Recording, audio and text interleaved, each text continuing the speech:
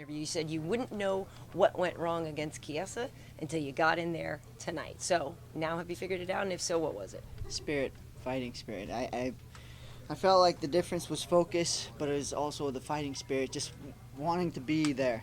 I think I was lacking that, and thank God it's back.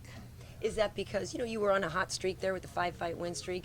Were you just getting complacent and used to winning and the loss shook it up?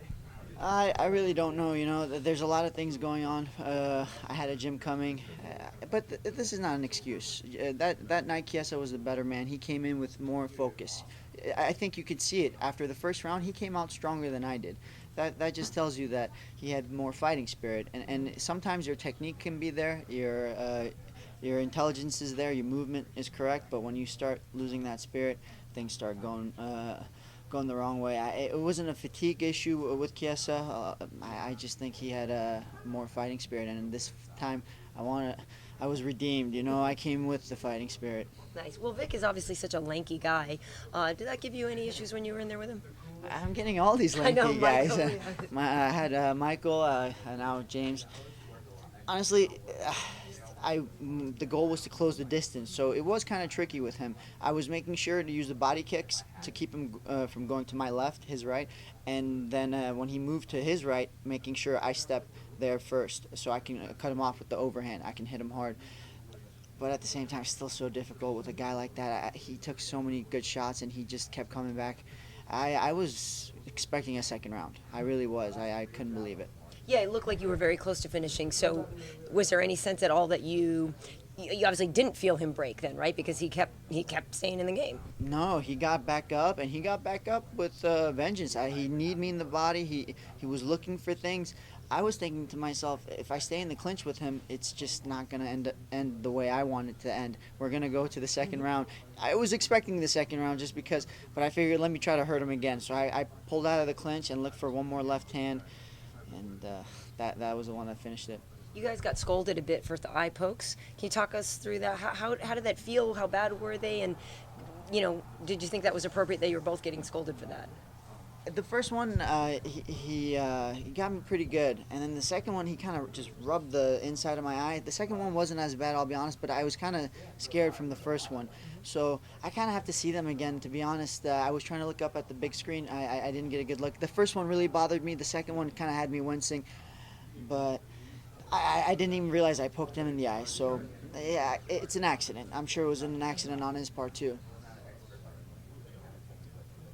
So, Beneil, who would you like next then? Obviously, you got over that speed bump of the loss to Chiesa, and that was a quick turnaround for you. How quickly could you go again, and is there a name you'd want? At this point, I really don't know. For this last fight, what I did was I went home and I prayed to see what would be next for me. I'm going to do the same again, and whatever's there, I'll take it. El Kukui is taking on Chiesa next. How do you think that fight's going to go? It'll be an interesting fight, just because we've seen El Kukui struggle with Danny Castillo because of the takedowns. So, and Chiesa has good takedowns, and that could make it an interesting fight. But I think he has a big advantage in the stand-up. So, if you're thinking about predictions, I don't know. But RDA is going to win his fight. Oh man, RDA. You know what's funny? We did like a light sparring on this Monday, and I had a black eye from him. It just went away maybe yesterday or this morning. So I'm going with RDA against anybody at this point. Kelvin Gastelum was in here a little while ago, and he said that the two of you put in a lot of work together over at King. So what do you make of Kelvin these days? And he really seems to be on this path of, I don't want to say reinvention, but really growing into a full, well-rounded fighter. I think Kelvin's awesome. One of the things I've noticed about Kelvin is he's constantly improving. He can learn from anybody. He's not one of those guys where he's like, I have to make sure this guy's teaching me, or I have to make sure I go to this guy. He comes, if we're able to do something to him, he wants to learn it. And I think his striking is moving up pretty quick. His hands are so fast. It's really impressive to see a guy who moves his hands that fast. And I'm excited to get back in the gym to help him get ready for his fight, help Hoffa get ready for their fights, especially Kelvin, because he's fighting a southpaw. But I'll do my best for Hoffa, and we have Enrique too. He's fighting Sage Northcutt. We have Arthur, a friend of mine from King's Fight. So we have a lot of guys. I have to get back in the gym on Monday. My goodness.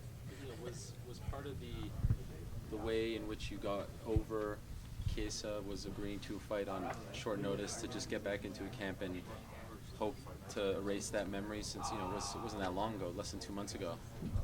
Like I said earlier, I went back and I prayed, and it just felt like the right thing to do is take a fight right away. And I told my manager Ali, I told Master Rafael Cordero, and they both said, "Yep, let's do it. We need a fight right away." And maybe a week later, I had a fight. So that was what was behind it. And of course, that terrible feeling from a loss, I don't want that. So it was nice getting rid of that. But it never really goes away because you made that mistake.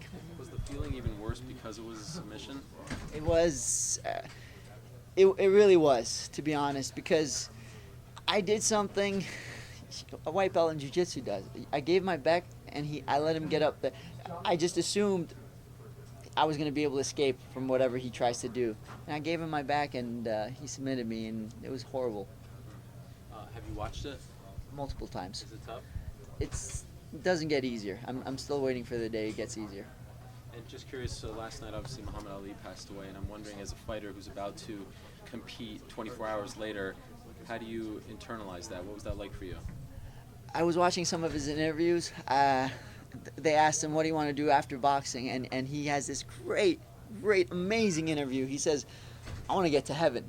I want to work my way up to heaven. So, he talks about how much time you spend at work. He talks about how much you do this, you do that, and it takes up maybe 60 years of your life. So he says, what are you going to do with that 20 years? And he's like, and he says for him, for the next 16 years, my goal is to work so God sees me and I can go to heaven. Wow. It's one of my favorite interviews ever. Did you feel emotional, inspired? You're about to compete in front of the world. You're about to fight, which is what he did so well for so many years. I mean, just as a fighter doing that now, the evolution of fighting, did it give you an extra pep in your step, or was it just you taking that all in? It was just seeing the interview.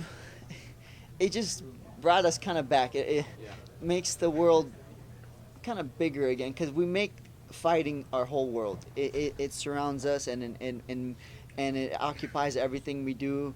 But he reminded me that this is just a short while. This isn't my life. This isn't a lifetime for me. I'm not going to be doing this when I'm 50. I'm maybe not even, I may have 10 more years left. So it reminded me that this life is short, and I need to prioritize better. Congrats. So go ahead. How was the speaking of pep in the step? How was the new weight cutting weigh-in procedures for you? I like it. Weighing in at 10 a.m. It's great because typically we weigh in at 4 o'clock, but we have to be on weight by 12 because we leave at 1. They have to do some medical things. It gets tricky. We don't want to be late for the weigh-ins, so it's cool. I hit 156 at 9:45. I weighed in at 10:15. 30 minutes of being dehydrated, done and over with, and I was back to hydrating myself. So I loved it. Did it feel different today, the actual fight, or was it more about yesterday? More about yesterday. I never feel the weight cut bothers me too much. I think I have a pretty good program as far as rehydrating. Did most of the fighters seem to be weighing in as early as they could? Everybody loves it. Every fighter. I haven't met a fighter that... I don't think I'm going to meet a fighter that says he doesn't like it. Maybe Gunnar Nelson, because he doesn't believe in cutting weight. But so far, everybody. But was everybody lining up at 10 o'clock? Everybody was there at 10 a.m. Yeah, actually, we had a line at 10 a.m. That's why I weighed in at 10:15, because there was a line. What do you think of the weigh-in 6 hours later? Now you're obviously hydrated, but going through the whole routine. So I'm going through the routine and thinking to myself, I'm actually enjoying this. I'm looking forward to the face-off. So I loved it. Do you hope that every state now adopts this? I hope so. I've heard news that the UFC wants to do this, Dana wants to do this. I really hope so. It makes sense too. It's healthier for the guys. I understand it's important to make sure they're not cutting too much weight because of the health risks. So whatever procedures they have to do to maintain that, I'm with it. Let's do it. Whatever you guys got to do beforehand to examine us, let's do that. I'm ready for that. Speaking of the weight, you mentioned before that you don't think you would ever fight Rafael. So what happens, if he keeps his title in July, and how much longer do you think he would be there where you guys would be on a path for each other where you'd have to move? So I didn't think this question was going to come up after the loss to Vic. I'm not Vic, but Chiesa. And honestly, if it's one of those things, once I'm there, if it's not working, if we have to fight each other, I'm going to 170. I don't even want to put that pressure on Hoffa. I have no problem fighting at 170. They're big boys, but I seem to get all the big boys anyway, so it doesn't matter.